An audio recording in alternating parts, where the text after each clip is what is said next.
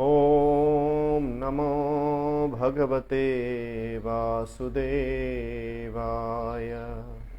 ॐ नमो भगवते वासुदेवाय। ॐ नमो भगवते वासुदेवाय। नारायणं नमस्कृत्य नरं चैव नरोत्तमं देवीं सरस्वतीं व्यासं ततो जयमुदीरयेत्। नष्टप्रायेषु अभद्रेषु नित्यं भागवत सेवया भगवती उत्तमश्लोके भक्तिर्भवति नैष्ठिकी।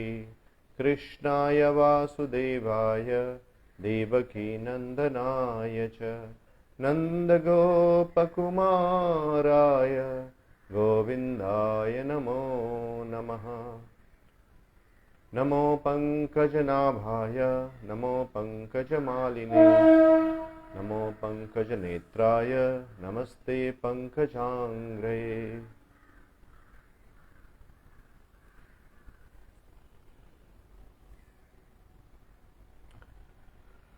श्रीमद् भागवतम स्कंद 10 अध्याय 1 श्लोक क्रमांक 40।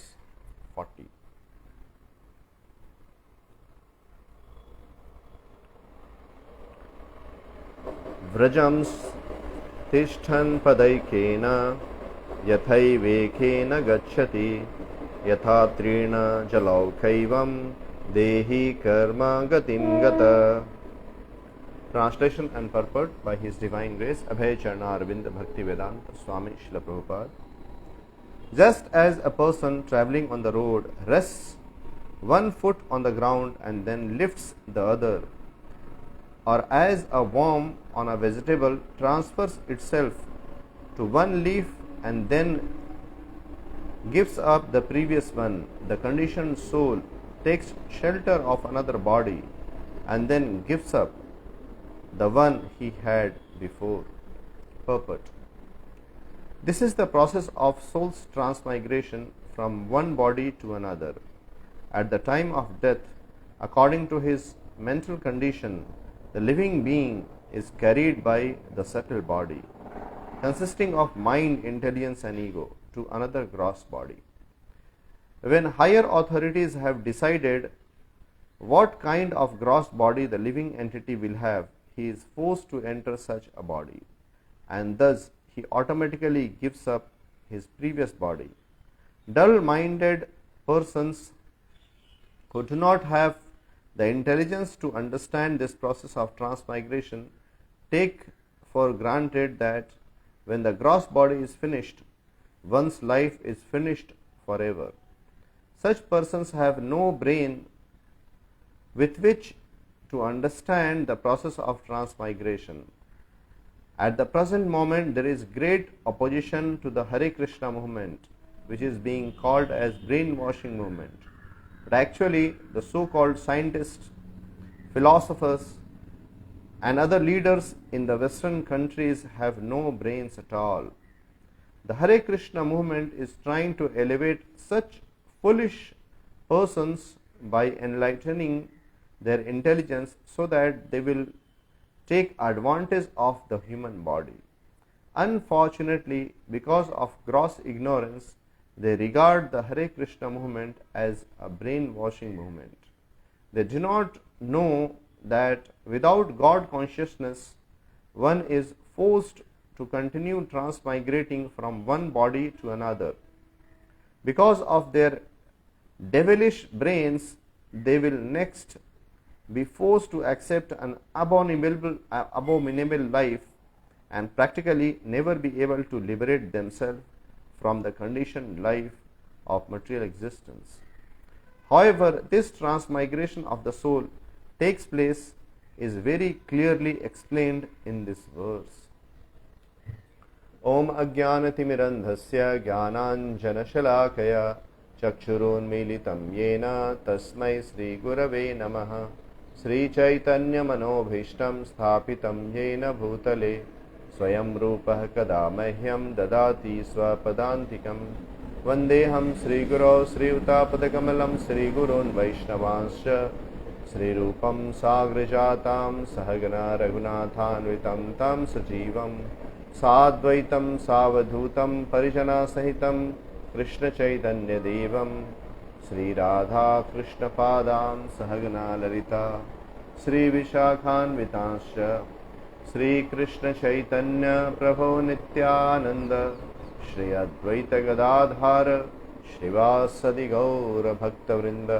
हरे कृष्णा कृष्णा कृष्णा हरे हरे, हरे राम राम राम हरे हरे।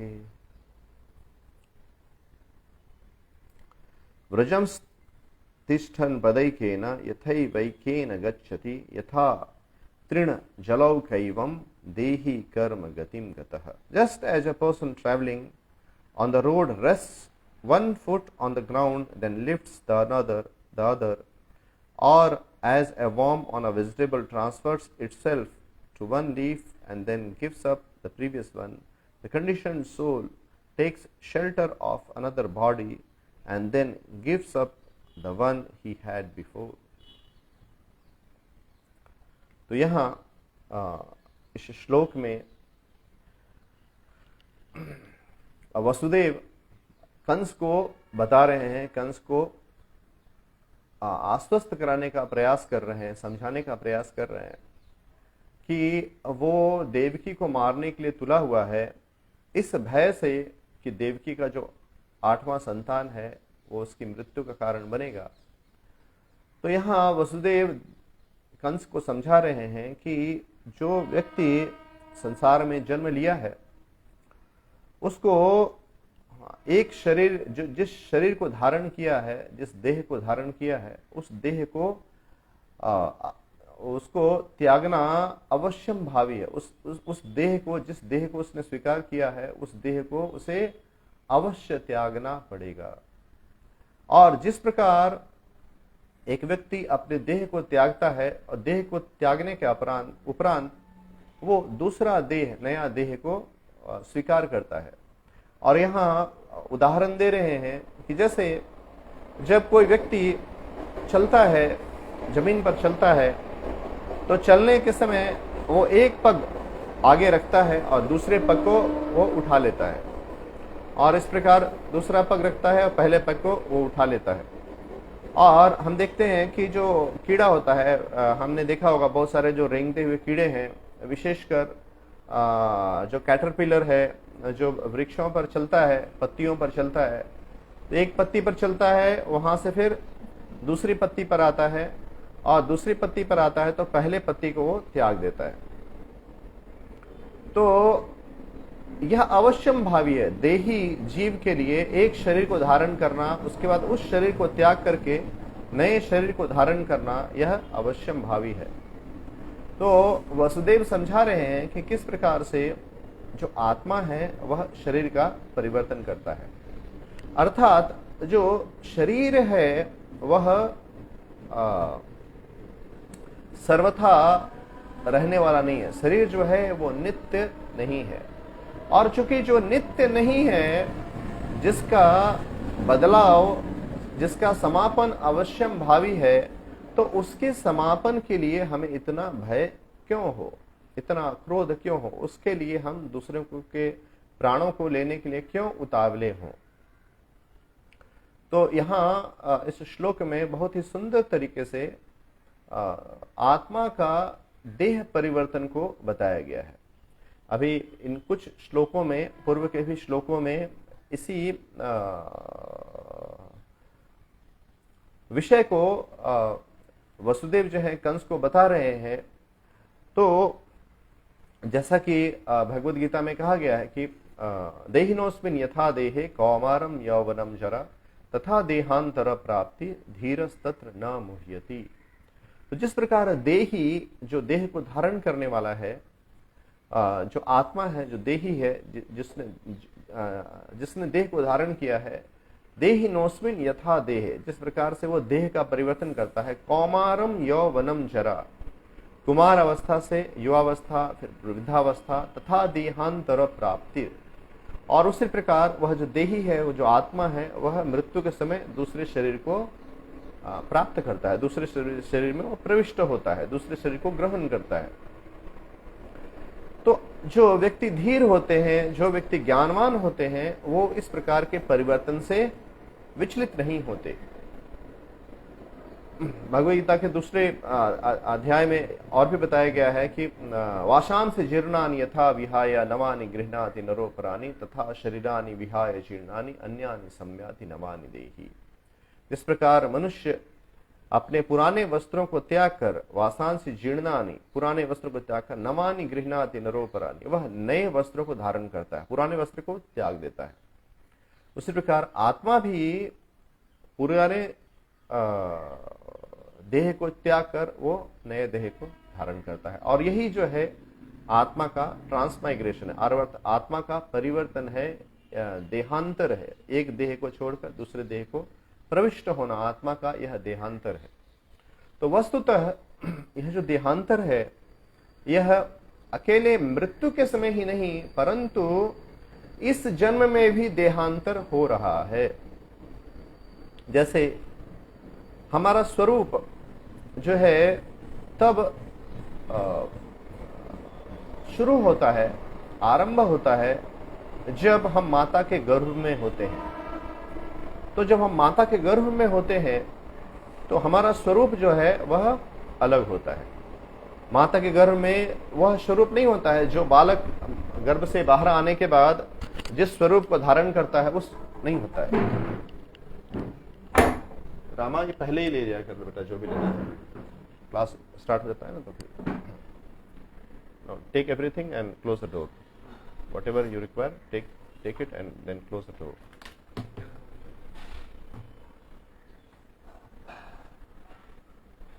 Close it.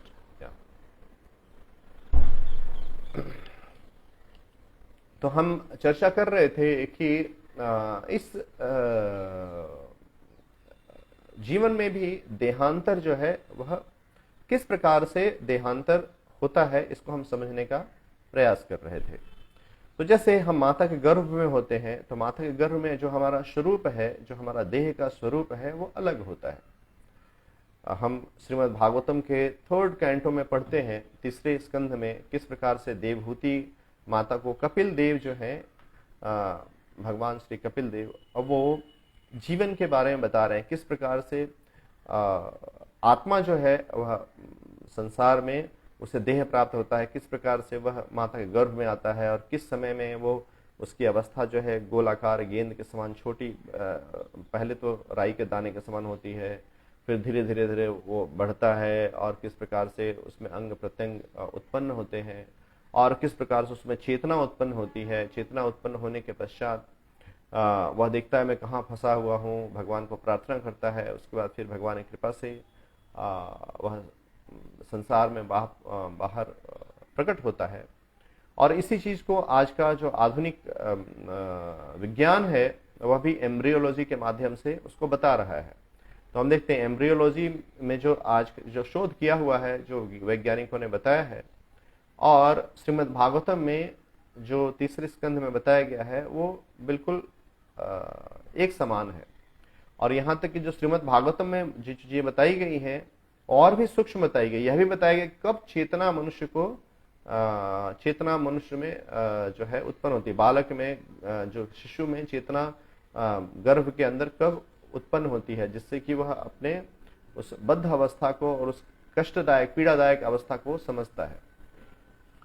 तो हमारी अवस्था माता के गर्भ में भी बदलते रहती है कि पहले हम राई के दाने के समान होते हैं और उसके बाद देह जो है आत्मा के ऊपर देह जो है उसका परिवर्तन होता है और एक स्वरूप में जो बालक है वह उसका जन्म होता है माता के गर्भ से। और जन्म होने के उपरांत वह धीरे धीरे वापस उसके शरीर का परिवर्तन होता है। और भगवद गीता में जैसा कि बताया गया है वह परिवर्तन किस प्रकार से होता है, तो वह परिवर्तन कौमारम यौवनम जरा, कुमार अवस्था, पहले शिशु अवस्था होती है, कुमार अवस्था होती है, फिर किशोर अवस्था होती है, युवा अवस्था होती है, वृद्धावस्था होती है। और इस प्रकार से जो देह है वो प्रत्येक देहधारी जीव का देह जो है वह 6 प्रकार के परिवर्तनों से प्रभावित रहता है। 6 प्रकार के परिवर्तन उसके अंदर अवश्य होते हैं। जैसे उसका जन्म होता है, वह शरीर जो है वो बढ़ता है, थोड़े समय तक वो रहता है, उसके बाद फिर वो संतान उत्पत्ति करता है, फिर उसका शरीर धीरे धीरे क्षीण होने लगता है और उसके बाद अंततः उस शरीर की मृत्यु हो जाती है। तो ये षड विकार जो है ये प्रत्येक जीव के देहधारी जीव के जीवन में प्रकट होते हैं, परिवर्तन होते हैं।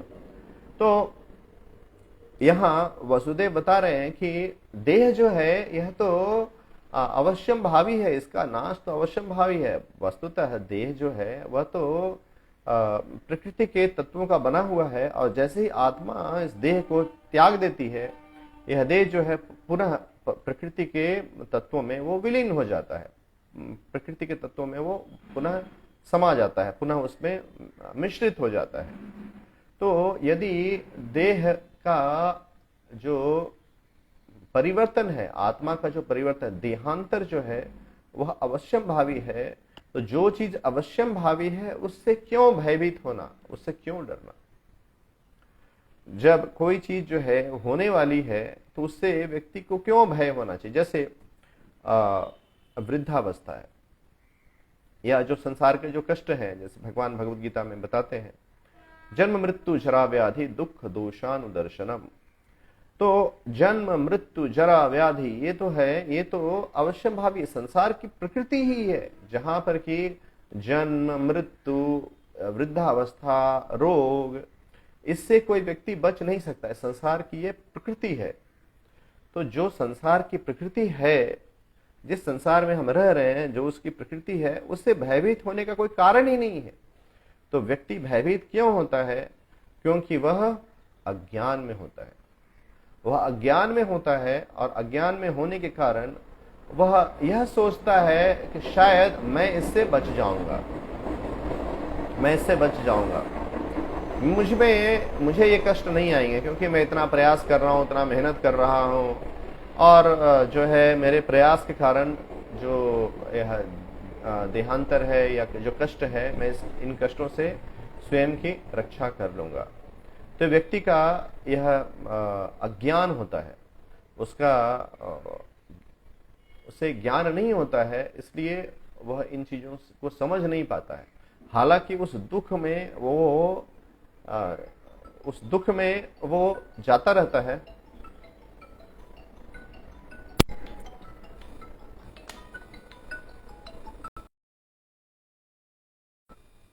Hare Krishna. So I am sorry, Dvijvani Prabhu had called in between, thinking that there is no class. So the class was interrupted in between, but now we will resume the class. So we were right now discussing that how transmigration of soul takes place, and we were also discussing that a person understanding the truth of transmigration of the soul, he should be fearless. हम ये discussion कर रहे थे कि आत्मा जो है वो शरीर का परिवर्तन करता है, तो जो चीजें अवश्यम भावी है, जिसको होना है, उससे भयभीत होने का कोई कारण नहीं है। परंतु अज्ञानतावश जो लोग हैं वो भयभीत होते हैं, क्योंकि उन्हें ऐसा लगता है कि शायद मैं इससे बच जाऊंगा। जैसे प्रत्येक जीव को यह पता है कि उसे वृद्धावस्था आएगी, उसे रोग भी होंगे, बीमार भी पड़ेगा, उसकी मृत्यु भी होगी, वो उसे पता है। परंतु वह जो जीव है वो पता होने के बाद भी उसे पता नहीं होता है। इस संसार का बहुत बड़ा आश्चर्य है कि हम जानकर भी उससे अनजान होते हैं। यक्ष युधिष्ठिर वार्ता है, यक्ष युधिष्ठिर वार्ता में यक्ष युधिष्ठिर महाराज से प्रश्न पूछते हैं कि संसार का सबसे बड़ा आश्चर्य क्या है। तो युधिष्ठिर महाराज कहते हैं कि अहनि अहनि भूतानि गच्छन्ति है यमालयम शेषस्थावर इच्छन्ति किम आश्चर्यम अतः परम। तो प्रत्येक क्षण जो इतने सारे जीव जो हैं वो यमलोक को पधार रहे हैं, यमलोक को सिधार रहे हैं, यमलोक जा रहे हैं। प्रति क्षण अहनि अहनि भूतानि गच्छन्ति है यमालयम, यमलोक को जा रहे हैं। शेष स्थावर इच्छन्ति, परंतु जो लोग इस संसार में हैं वो सोचते हैं कि शायद मेरा नंबर नहीं आएगा, मैं शायद बच जाऊंगा, मैं अपवाद हूं इस संसार में, मैं विशेष व्यक्ति हूं। और इस प्रकार जो है इस प्रकार का मनोवृत्ति एक कितना बड़ा आश्चर्य, संसार का सबसे बड़ा आश्चर्य है। हम देखते हैं अपने जीवन में कि हमारे पिता, हमारे जो पर पिता हैं, पितामह और हमारे पर पितामह, ये सभी जो है उनका जन्म हुआ था, वो हमारे समान वो जिंदगी संसार में जीवन व्यतीत किए और व्यतीत करने के उपरांत उन्होंने देह को त्याग दिया, और हम जो है उस देह को अपना सर्वस्व मान लेते हैं, जो कि एक दिन हमें त्यागना है। तो यह जो है अज्ञान है, और अज्ञानतावश अज्ञानी होने के कारण जीव को संसार में भय होता है, उसे मृत्यु का भय होता है, उसे वृद्धावस्था का भय होता है। ये सारे भय जो हैं वह अज्ञान जनित है। अज्ञानता के कारण यह जो भय है वो प्रकट होते हैं। जैसे किसी व्यक्ति को बुखार आता है, वो बुखार आता है तो वो भयभीत हो जाता है, परंतु जब वो किसी वैद्य के पास जाता है, किसी डॉक्टर के पास जाता है, तो डॉक्टर भयभीत नहीं होता है, क्योंकि डॉक्टर उसके बुखार आने के कारण को जानता है, और कारण को जानने के कारण वो उसका उपचार करता है। उसी प्रकार से हम जब सदगुरु के पास जाते हैं, ओम अज्ञान तिमिरंधस्य ज्ञानांजन शलाकया चक्षुरुन्मीलितं येन तस्मै श्री गुरुवे नमः।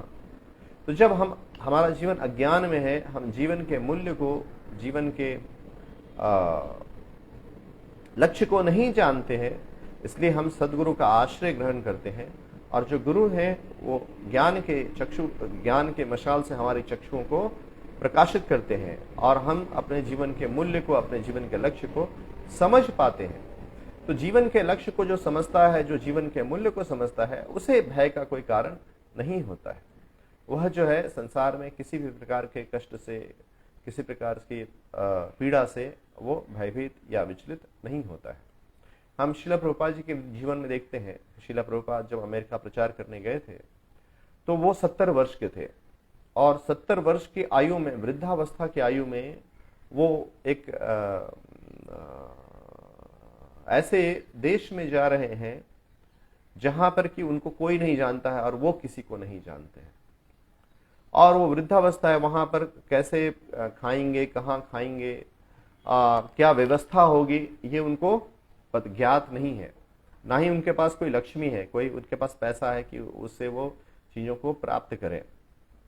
फिर भी वो चूंकि जानते हैं कि मैं कृष्ण के कार्य को करने जा रहा हूं, इसलिए कृष्ण की कृपा से यह संभव हो सकेगा। यदि कृष्ण की इच्छा है तो यह संभव हो सकेगा। तो इस प्रकार से कृष्ण के वाणी को अपने हृदय में धारण करके और कृष्ण के ऊपर निष्ठावान होकर वो कृष्ण के नाम को और कृष्ण के विज्ञान को, कृष्ण के ज्ञान को लेकर वो अमेरिका गए और वहां पर उन्होंने प्रचार किया। तो वो भयभीत नहीं थे। उनका नाम जो है रखा गया अभय चरण, जो कि संसार में जो है अभय चरण जो है भगवान के चरण कमलों को कहा जाता है, जिसका आश्रय ग्रहण करने के उपरांत व्यक्ति जो है वो अभय हो जाता है, जो अभयता को प्रदान करने वाला है। तो जो सद्गुरु हैं, जो प्रमाणिक गुरु हैं, वो स्वयं भी अभय होते हैं और जीव को अभयता का ज्ञान प्रदान करते हैं। जब हम जीवन के मूल्य को, जीवन के लक्ष्य को जान लेते हैं, जीवन के हेतु को जान लेते हैं, उसके पर्पस को जानते हैं, तब हम संसार में भयभीत नहीं होते हैं और किसी भी अवस्था में विचलित नहीं होते। यहाँ श्रील प्रभुपाद बता रहे हैं कि यह जो है इस श्लोक बहुत ही सुंदर तरीके से बताया गया है, किस प्रकार से ट्रांसमाइग्रेशन होता है सोल का, how soul transmigrates from one body to another body, and this knowledge is very very important. तो जो ज्ञान है बहुत ही उत्तम है, जिसे जानना अति आवश्यक है। अभी जो लोग हैं, जब हम इस ज्ञान को लोगों को बताते हैं तो लोग समझते हैं कि ये तो ब्रेन वॉश कर रहा है, ये हमारा ब्रेन वॉश कर रहा है। जब प्रभुपाद ने अमेरिका में इस आंदोलन को स्थापित किया, प्रचार होने लगा, तो लोग जो हैं उसका विरोध करने लगे और बोलने लगे कि यह आंदोलन जो है वह युवकों का ब्रेन वॉश करता है। उसमें ब्रेन वॉश क्या है? जो सत्य है, सत्य को बताना वो ब्रेन वॉश है, और अज्ञान में जीवों को रखना वो उन्नति है। तो यह विरोधाभास, यह संसार का, यह जो है संसार जो है उल्टा है। जो सत्य है वो प्रतीत नहीं होता है, जो असत है वो ऐसा प्रतीत होता है कि वो सत्य है। और संसार में जो असत है उसको सत्य के रूप में दिखाया जाता है, और जो सत्य है उसको नहीं समझा जाता है। यह संसार में अज्ञान के कारण जीवों का यह दुर्भाग्य होता है कि वो समझ नहीं पाता है, और इस आंदोलन को, हरे कृष्ण आंदोलन को, यह समझता है कि यह आंदोलन जो है वो ब्रेन वॉशिंग आंदोलन है। और दुर्भाग्य यह है कि बड़े बड़े साइंटिस्ट, फिलोसोफर्स, वो भी इसे नहीं समझ पाते हैं। जब श्रील प्रभुपाद रशिया में गए थे और प्रोफेसर कोटोस्की से जब वो वार्तालाप कर रहे थे, तो उन्होंने इस तथ्य को बताना आरंभ किया कि किस प्रकार से आत्मा जो है वह शरीर का परिवर्तन करता है। तो प्रोफेसर कोटोस्की ने कहा श्रील प्रभुपाद जैसे कि Swami ji, what I know is at the time of death everything is finished. जैसे ही मृत्यु होती है कि सब कुछ समाप्त हो जाता है, कुछ भी शेष नहीं रहता है। तो श्रील प्रभुपाद लिखते हैं कि देखिए, एक वैज्ञानिक जो है, इतना बड़ा फिलोसोफर है, उसे भी आत्मा का और शरीर का ज्ञान नहीं है। वो नहीं समझ पाता है कि किस प्रकार से आत्मा देह का परिवर्तन करती है। तो यह जो है, इस ज्ञान को हम इस जन्म में, मनुष्य जन्म में हम इस ज्ञान को समझ सकते हैं, इस आत्मा के विज्ञान को समझ सकते हैं। दूसरी किसी भी योनियों में इस ज्ञान को समझने का विवेक या बुद्धि जीव को प्रदान नहीं होती है। जीव इस ज्ञान को एकमात्र मनुष्य देह में ही समझ सकता है, और इसे समझकर अपने जीवन के परम लक्ष्य जो है उसको प्राप्त करने की चेष्टा कर सकता है। उस मार्ग पर चलने का वो चेष्टा करता है, प्रयास करता है, और इस प्रकार धीरे धीरे प्रगति करता है। इसलिए मनुष्य जन्म में यह चीजें, इसे जानना संभव है। इसलिए श्रीमद् भागवतम में बताया गया है, लब्ध्वा सुदुर्लभमिदं बहुसंभवान्ते मनुष्यमर्थम मदम इदम अनित्यम अपीह धीरः तूर्णम यतेत न पतेत अनुमृत्यु यावत् निश्रेयसाय विषयः खलु सर्वतः स्यात्। तो श्रीमद् भागवतम बताया गया है, लब्ध्वा सुदुर्लभम इदम बहुसंभवान्ते। ये जो मनुष्य जन्म है यह बहुसंभवान्ते, अनेकानेक जन्मों को पार करने के उपरांत यह मनुष्य जन्म प्राप्त हुआ है। लब्ध्वा सुदुर्लभम इदम बहुसंभवान्ते।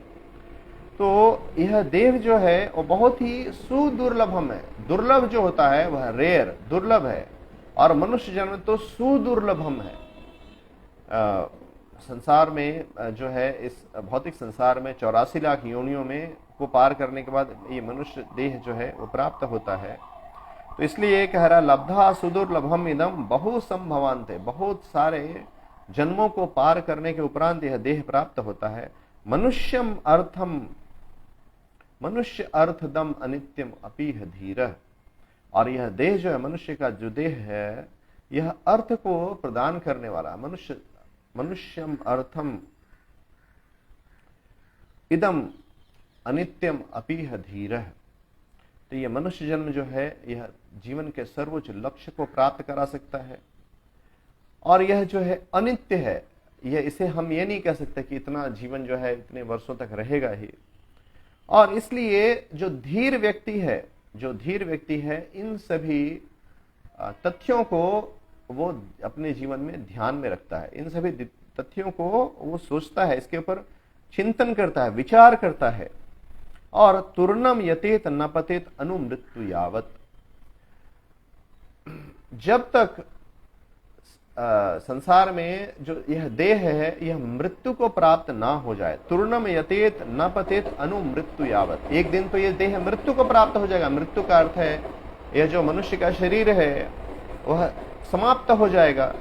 तो जब तक ये देह समाप्त हो जाए उससे पहले वो क्या करता है, निःश्रेयसाय विषयः खलु सर्वतः स्यात् निःश्रेयसाय विषय।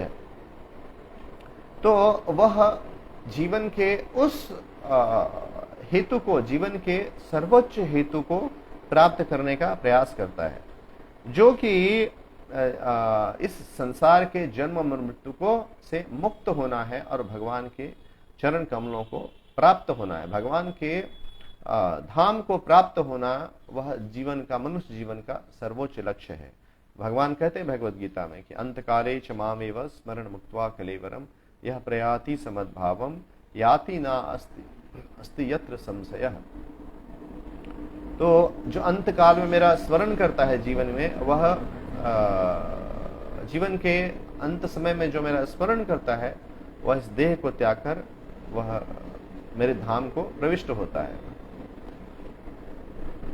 और भगवान का जो धाम है उसे बताया गया है कि परस्तस्मातु भावोन्यो व्यक्तो व्यक्तात् सनातनः, कि यह जो है संसार जो है, यह जो भगवान का संसार है, भगवान का धाम है, वह संसार से परस्तस्मातु भावन्यो व्यक्तो व्यक्तात् सनातनः, वह सनातन धाम जो है वह इस संसार से परे है। तो जो व्यक्ति धीर है वह जीवन के इन विषयों को ध्यान में रखकर, इसका विचार करके, इसका चिंतन करके वह निःश्रेयसाय, वह इस संसार के जन्म और मृत्यु से पार करने का वो प्रयास करता है। और यही जो है, इसी विषय को यहाँ इस श्लोक में बताया गया है, जहां पर कि कंस को वसुदेव बता रहे हैं कि यह देह का पतन अवश्यम भावी है, आत्मा देह के को परिवर्तन करेगा, इसलिए हमें मृत्यु से भयभीत होने का कोई कारण नहीं है। इसलिए मनुष्य जन्म का उपयोग हमें इस प्रकार से करना चाहिए जिससे कि हम निःश्रेयसाय, हम जीवन के सर्वोच्च लक्ष्य को प्राप्त कर सकें, संसार के जन्म और मृत्यु से मुक्त हो सकें और भगवान के परम धाम को प्राप्त करने का अधिकारी बन सके। इसलिए भागवतम में बताया गया है, तस्यैव हेतो प्रयतेत कोविदो न लभ्यते यद् भ्रमतामुपर्यद यल्लभ्यते तल्लभ्यते दुःख वदन्त सुखम कालेन सर्वत्र गभीर रंहसा। तस्यैव हेतो प्रयतेत कोविदो, हमें उस कार्य के लिए हमें श्रम करना चाहिए, परिश्रम करना चाहिए, प्रयत्न करना चाहिए। न लभ्यते यद भ्रमताम उपर्यदः, जो कि इस संसार में के 84 लाख योनियों में, संसार के 14 भुवनों में जो है, 14 लोकों में घूमने के उपरांत भी प्राप्त नहीं होता। तस्यैव हेतु प्रयतेत कोविद न लभ्यते यद भ्रमताम उपर्यदः, ऊपर के जो लोग हैं, स्वर महर जन लोक, तप लोक, ये सब, और जो नीचे के लोग हैं, आताल पताल सुतल विपल, जो है ये सब नीचे के जो लोग हैं, तो न लभ्यते यद भ्रमताम उपर्यदः तल लभ्यते दुख वदंत सुखम। जिस प्रकार के संसार में बिना प्रयत्न किए, बिना प्रयास किए भी दुख प्राप्त होता है, उसी प्रकार से जो जीवन में निर्धारित सुख है, जो प्रारब्ध है, वह जीव को अवश्य प्राप्त होता है। न लभ्यते तल लभ्यते दुख वदंत सुख कालेन सर्वत्र गभीर रंहसा। काल के कालांतर में जीव को ये सारे दुख और सुख है अवश्य प्राप्त होते हैं। इसलिए दुख और सुखों को जीवन में सहन करते हुए हमें भक्ति साधना का प्रयास करना चाहिए, जिससे कि हम संसार के में उस वस्तु को प्राप्त कर, निःश्रेयसाय, उस हम जो है संसार के जो सर्वोच्च मुक्ति है उसे हम प्राप्त कर सकें और जीवन के जो चक्र है, जन्म मृत्यु का चक्र है, उससे मुक्त हो सकें। और यही इस श्लोक का अभिप्राय है, जहां पर कि वसुदेव कंस को समझा रहे हैं कि जिस प्रकार व्यक्ति चलता है जमीन पर, तो एक पांव को छोड़ता है, एक पांव को रखता है, दूसरा पांव उठा लेता है, फिर दूसरा पांव रखता है, पहले पांव को उठा लेता है। जिस प्रकार की एक कीड़ा जो है, कैटरपिलर है, वह पत्ते पर, एक पत्ते पर चलता है, दूसरे पत्ते पर जाता है और पिछले पत्ते को त्याग देता है, उसी प्रकार यह देह जो है, यह देह आत्मा जो है, इस देह को निरंतर त्यागता रहता है। और यह जो है, यह शरीर का परिवर्तन है, यह शरीर का आत्मा का देहांतर है, आत्मा देह को परिवर्तित कर रहा है, ट्रांसमाइग्रेशन ऑफ द सोल। तो इसे हमें समझना चाहिए, इसका हमें चिंतन करना चाहिए कि किस प्रकार शरीर जो है अनित्य है, आत्मा जो है नित्य है, भगवान जो है ईश्वर जो है कृष्ण नित्य है, और हमें इस संसार से अपने संबंध को छोड़कर हमें भगवान के साथ अपना संबंध व्याप्त करना चाहिए, जिससे कि हम मृत्यु के समय में जो है इस देह को त्याग कर भगवान के धाम को प्रवेश कर सकें। यहाँ मैं विराम देता हूँ। हरे कृष्णा कृष्ण कृष्ण हरे हरे, हरे राम राम राम हरे हरे।